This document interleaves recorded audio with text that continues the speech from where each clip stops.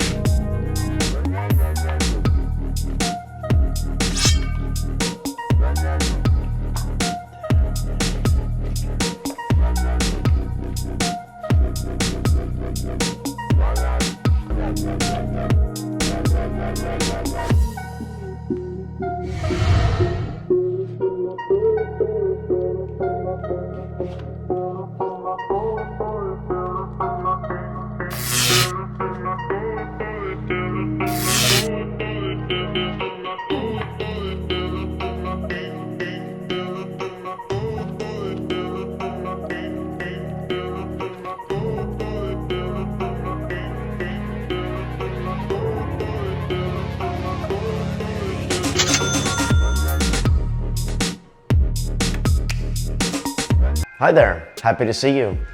Let's talk advanced card technique, one of my favorite topics. Plain and simple, it's gonna take a ton of practice. Card magic is something you should love. One of my idols in magic, Di Vernon, he said that if you don't love practicing card tricks, maybe they're not for you. Maybe you should get into stamp collecting. Here are a few great examples of card tricks that don't require any talking. A lot of times I see guys doing a card trick where there's a lot of instructions. Take the deck behind your back, cut the deck. Now take the top card, don't look at it, put it in your pocket, hand me the rest of the deck. I think a lot of this is too procedural. I think people just want to see the trick, they want to enjoy it, and they don't want a whole long build-up into finding their card. There's two parts to practicing card tricks.